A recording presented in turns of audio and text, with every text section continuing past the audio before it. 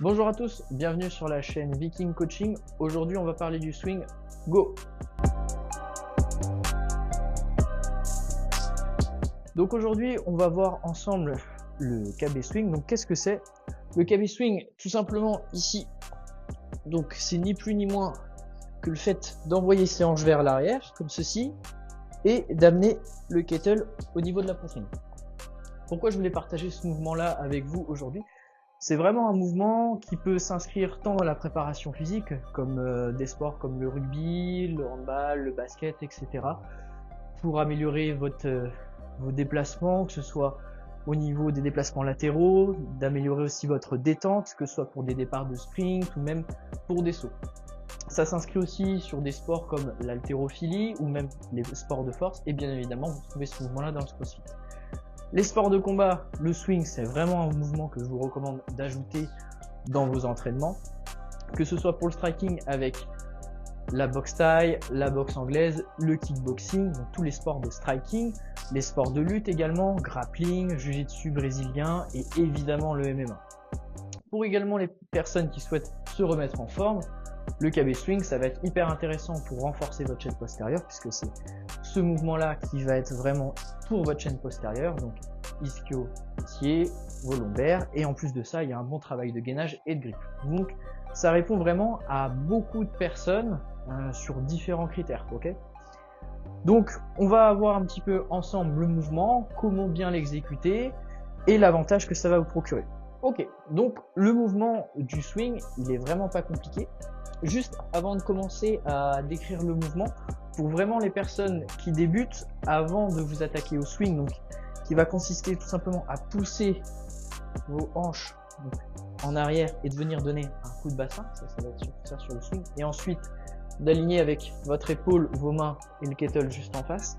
Pour les personnes qui ont des difficultés, je vous recommande dans un premier temps juste d'apprendre à faire un bon soulevé de terre avec le kettle. Pour débuter, ce sera bien.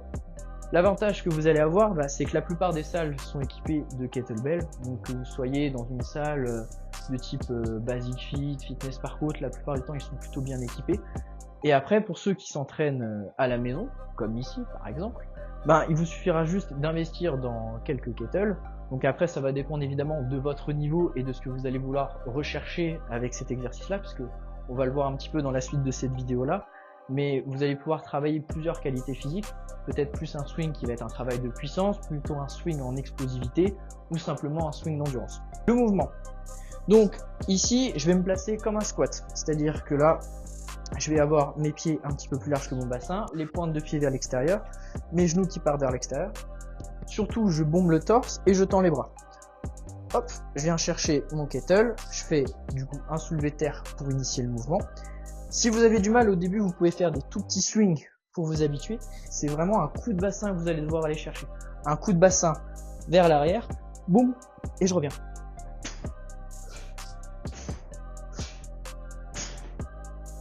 Ok. L'objectif d'un swing, c'est vraiment de venir ici chercher derrière vos talons. Ici, de venir gainer au maximum vos fessiers et vos quadriceps. Et dans l'idéal, donc là, on est sur un Russian swing. Le but, ça va être d'avoir le kettle qui va être au niveau de ma poitrine. Donc, je viens derrière, hop, je donne un coup de bassin. C'est quand même un mouvement qui est assez explosif. Le but, c'est vraiment d'avoir une contraction juste ici et ce passage de hanche. C'est pour ça qu'évidemment, dans les sports de combat, sur votre lutte, votre percussion, mais également pour les déplacements latéraux, comme on a évoqué un petit peu pour les autres sports, c'est vraiment un mouvement qui va vous entraîner à faire ça. De toute façon, vous verrez, sur beaucoup de sports, que ce soit sur mon striking, ma lutte ou même sur des déplacements latéraux, si on a des hanches solides, ça va être vraiment l'idéal. Je viens ici saisir mon kettle, donc les pieds bien ancrés dans le sol. Moi souvent ce que j'aime bien c'est rentrer légèrement mes coudes vers l'intérieur et de venir vraiment bien agripper au niveau du kettle. Ici ce qui va vraiment être important c'est d'avoir vraiment un bon grip, c'est aussi pour ça qu'il est très intéressant comme exercice. Je viens me mettre en arrière, là surtout je regarde bien droit devant, je bascule en arrière et je cherche à envoyer le maximum de puissance au niveau de mes hanches. Et quand je descends, j'inspire et là, je souffle quand j'essaye d'envoyer le kettle. Petite variante, on a vu le swing classique, le Russian swing. Moi je vous propose une petite variante, parce que vous en allez avoir 5 variantes dans cette vidéo, ça vous permettra de répondre à vos attentes sportives et diverses, et en plus de ça, ça vous permettra d'alterner au niveau de vos entraînements. Ok, donc le principe sera toujours le même pour la position de départ du swing. On va faire la même chose, sauf que pour un American swing, je vais venir amener le kettle juste au-dessus de ma tête et revenir. L'avantage de ce swing là, du American swing, c'est qu'il va travailler la stabilité de vos épaules. En général, vous allez quand même mettre moins lourd, mais faire plus de répétitions, donc il peut aussi très bien être un peu plus sur un cardio. Vraiment très intéressant. Il y a quand même mes hanches qui travaillent, puisqu'au final, le Russian swing nous amène à la poitrine. Là, on va venir au-dessus de la tête. Ok, encore une autre petite variante sympa, ça c'est la deuxième, c'est de faire un swing mais avec un bras, donc plutôt sur un format Russian swing, donc on va essayer d'amener dans l'idéal jusqu'à hauteur de notre poitrine, mais à un bras. Vous allez voir, c'est un petit peu plus technique. Avantage, travail de stabilité, vu que c'est de l'unilatéral, en plus de ça, votre gainage il va encore plus bosser, donc c'est vraiment très intéressant. Et le fait que ce soit un bras, votre grip c'est pareil. Donc ici, j'ai la même posture, un bras, ok. Je viens bien gripper comme on l'a vu tout à l'heure mon kettle, je me redresse avec, et là le but, j'envoie mes hanches et je l'emmène ici en haut. Ok. Je m'équilibre avec mon bras sur le côté. Si vous êtes plus typé sur les sports de combat, vous pouvez très bien vous mettre en garde. C'est un excellent exercice pour améliorer votre gainage et votre grip. Et en plus de ça, si vous le faites avec un KB assez lourd, c'est un bon travail de puissance.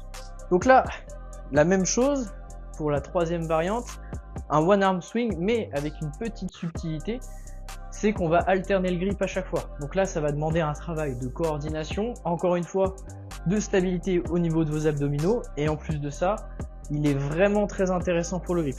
Donc, c'est pas un exercice qui est forcément très facile au départ, puisque vous allez devoir, au moment où je fais mon swing et que j'arrive en haut, c'est là où je vais venir changer de main. Ok. Donc là, il va vraiment falloir bien se coordonner pour le changement à chaque fois.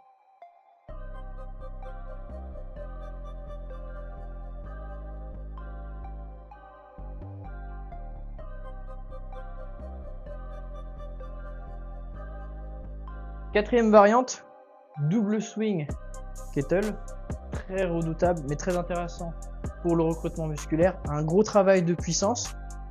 Donc là, l'objectif c'est d'avoir un swing cette fois-ci, votre kettle vous allez légèrement le tourner, et le but ça va être de venir ici avec deux kettles.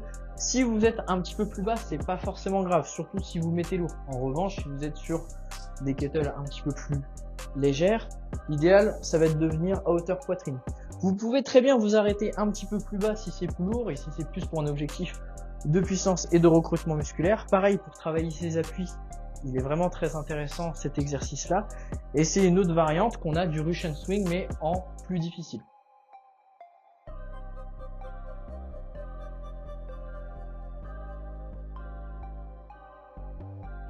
Ok, banded KB swing, gros travail d'explosivité avec l'élastique évidemment.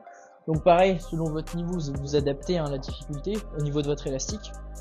Là, c'est juste que du coup, quand je vais vraiment chercher à monter mon kettle, tout de suite l'élastique va me le faire redescendre très rapidement et ça va vous demander un gros travail d'explosivité et de puissance pour le remonter. Ça, c'est idéal pour ceux qui font des sports de combat, vraiment pour travailler leur percussion et leur transfert de poids de corps. Donc il est vraiment très intéressant. Encore une fois, c'est la même chose que le Russian swing, c'est juste que l'élastique va vous apporter une difficulté supplémentaire. Donc quand vous avez déjà un niveau avancé sur votre Russian swing, vous pouvez ajouter cette variante. Banded KB swing, donc kettlebell swing avec un élastique. Donc ici, vous venez fixer votre élastique, vous le mettez bien au milieu. Donc encore une fois, vous adapterez l'élastique en fonction de votre niveau et de la tension que vous recherchez. Donc ici, je viens le mettre au milieu, hop. Vous écartez l'élastique pour pouvoir passer vos pieds de chaque côté. Toujours, on n'oublie pas, on reprend la même position qu'on a vu en début de vidéo sur le Russian Swing. Ici, je viens écarter. Ancrez-vous vraiment bien dans le sol. Placez bien vos mains. Avec l'élastique, ce sera un petit peu plus difficile, mais essayez quand même de bien serrer au maximum. Je rentre les coudes, je bascule et je m'élève.